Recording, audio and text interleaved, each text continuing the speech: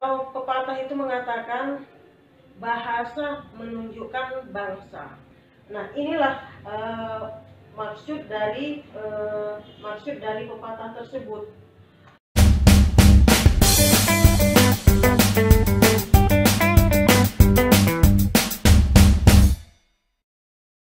Assalamualaikum warahmatullahi wabarakatuh. Jumpa lagi di channel saya, Eni Dayati. Kali ini saya akan melanjutkan kembali materi kuliah kita yang lalu tentang sifat bahasa, bagian yang ketiga. Nah, sebelum lebih jauh kita kupas tentang sifat bahasa, ada baiknya Bapak Ibu mahasiswa dimanapun berada, silakan subscribe, like, komen, dan share video singkat saya. Kali ini sifat bahasa yang akan kita bahas adalah bahasa adalah konvensional. Nah, maksud dari konvensional ini, bahasa ini merupakan sebuah perjanjian ataupun kesepakatan. Maksudnya perjanjian atau kesepakatan yang bagaimana ini maksudnya? Suatu lambang bunyi. Saya ulangi kembali ya, suatu lambang bunyi. Lambang bunyi itu di sini seperti yang lalu, lambang bunyi ini kan apakah itu pohon, kemudian tugu, rumah, dan lain-lain. Nah, inilah yang dikatakan dengan lambang bunyi. Ini pohon, saya gambarkan dulu bentuk pohon itu tadi ya, bentuk pohon. Nah ini pohon, kemudian ada tugu. Ya seperti inilah ya tugu lah, ini kita apa? Ya masih pohon ya. Nah seperti ini. Nah ini kan lambang bunyi. Sebuah yang dilambang, yang dibunyikan, yang kita sebut dengan kata pohon. Kemudian ada rumah. Ini lambangnya, tapi kita sebut ini dengan rumah. Nah, jadi pohon, rumah, ini kan sudah merupakan hasil kesepakatan. Kesepakatan yang bagaimana? Kesepakatan satu masyarakat, kesepakatan suatu daerah. Kenapa saya katakan begitu? Ya, merupakan ini hasil kesepakatan. Jadi kalau tidak disepakati ini, lambang seperti ini, gambar seperti ini tidak disepakati kalau ini rumah, maka ini tidak disebut sebagai bahasa. Tapi karena ini disepakati, seperti inilah dia. Lambang ini penyebutannya disebut atau bunyinya ini disebut dengan kata rumah. Jadi kalau bahasa Indonesianya ini disebut dengan kata rumah, disepakati oleh seluruh. Untuk masyarakat Indonesia ini dikatakan dengan rumah. Lalu kita pindah kemana? Kita pindah ke Inggris. Nah bentuknya seperti ini, mereka juga mengartikan ini rumah, hanya saja bahasanya itu berbeda. Kalau di Inggris ini tidak lagi rumah, bahasa mereka itu sudah berbeda. Ada house, kemudian ada home. Tetapi artinya, maknanya tetap ini mengatakan bahwa ini rumah. Pohon juga begitu. Pohon kalau kita di Indonesia ini disepakati, kita mengatakan itu ada pohon. Nah, lalu seluruh masyarakat Indonesia mengerti kalau itu pohon, mengerti. Lalu bagaimana dengan orang Arab? Itu pohon juga seperti ini. Ya, mereka mengatakan pohon, tetapi bahasanya itu berbeda. Kalau kita Indonesia ini menyebutkannya dengan pohon. Kalau Arab dia menyebutkannya dengan sajaroh. Jadi setiap sajaroh mereka itu tertuju kepada pohon. Inggris ini berbeda lagi, Inggris tree. Nah, jadi seluruh dunia menyepakati lambang bunyi itu yang dibahasakan itulah lambangnya. Itulah yang dikatakan dengan konvensional. Kemudian yang berikutnya, bahasa itu adalah produktif. Bahasa itu produktif. Yang produktif itu yang bagaimana? Di dalam bahasa Indonesia ini banyak fonem. Banyak fonem di dalam bahasa Indonesia. Ada beribu. 3.000 ataupun 30.000, ada 30.000 fonem. Fonem ini apa? Fonem ini unsur terkecil bunyi bahasa. Inilah yang membedakan arti dan makna satu kata. Unsur terkecilnya, contohnya seperti kata, contoh fonem itu tadi, contohnya itu tadi ada kata,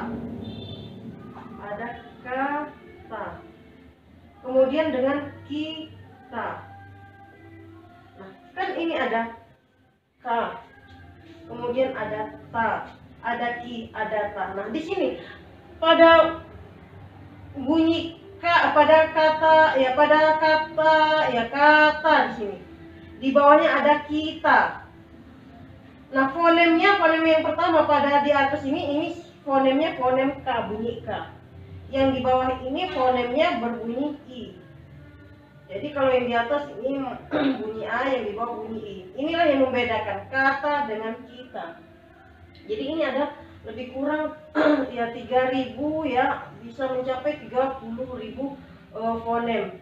Nah, jadi dari fonem-fonem ini tadi, ada ka, ki, ku, ke, ko, yang semuanya ini digabung dengan yang mengandung huruf vokal a, i, u, e, dan o.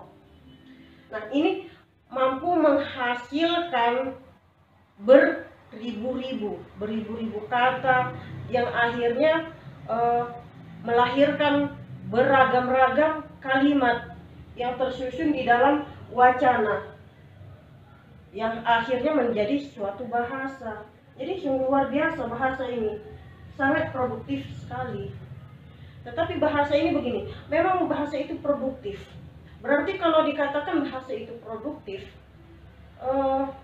berarti bahasa itu senantiasa itu bisa terciptakan, bisa terciptakan. Jadi ada bahasa itu yang baru senantiasa, setiap tahun itu selalu bahasa itu selalu ada tercipta, ya ada selalu masuk menjadi bahasa-bahasa yang baru, menjadi bahasa Indonesia. Lalu kalau yang lama, bahasa-bahasa yang lama yang jika tidak digunakan, penggunaannya semakin sedikit dan lama-lama tidak digunakan, maka bahasa itu akan mati. Jadi tidak heran bahasa itu tadi, ada bahasa itu bisa mati dan ada bahasa itu bisa menjadi bahasa yang baru. Yang terakhir dari sifat bahasa yang akan kita bahas di sini, bahasa sebagai identitas diri.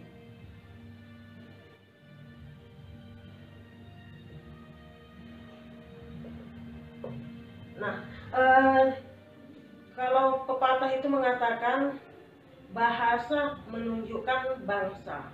Nah, inilah maksud dari pepatah tersebut. Bahasa menunjukkan bangsa. Artinya begini, suatu bahasa itu menunjukkan suatu ciri khas satu kaum, satu bangsa. Seperti contoh tadi, kalau tadi saya mengatakan ini rumah, kita kan di Indonesia menyebutkannya ini dengan kata rumah. Kemudian kalau orang Inggris ini menyebutkannya dengan kata house atau home. Kemudian kalau Arab mengatakan ini adalah baiti katanya. Nah, jadi kita mengatakan kalau ini rumah, ya inilah ciri khas kita, rumah. Jadi kalau kita mengatakan ini rumah, nah orang dari Inggris sana pun, dari Malaysia, dari Singapura, ya dari belahan negara manapun, mereka akan tahu bahwa kalau Indonesia itu menyebutkan ini dengan kata rumah. Kemudian house, home. Nah, kita juga yang di Indonesia ini sering menyebutkan ini, terkadang kita sering mengucapkan dengan bahasa Inggris, dengan lafaznya it's my home, it's my house. Nah, ini maknanya tetap sama, tetap rumah. Tetapi yang menjadi ciri khasnya, inilah dia bahasa Inggris. Ini yang menunjukkan bahwa ini bahasa satu kaum, identitas diri satu bangsa. Jadi berbeda lagi dengan Arab. Jadi tidak bisa di sini kita memaksakan Arab itu harus menggunakan bahasa Inggris. Inggris harus memaksakan menggunakan bahasa Arab, ataupun kita memaksakan diri harus menggunakan bahasa Arab, itu tidak bisa. Nah, jadi kembali lagi kita kepada pengertian dasar kita bahwa bahasa itu yang bisa dimengerti dan merupakan kesepakatan satu kelompok sosial masyarakat. Nah, satu kelompok sosial masyarakat itu mana? Ini dia.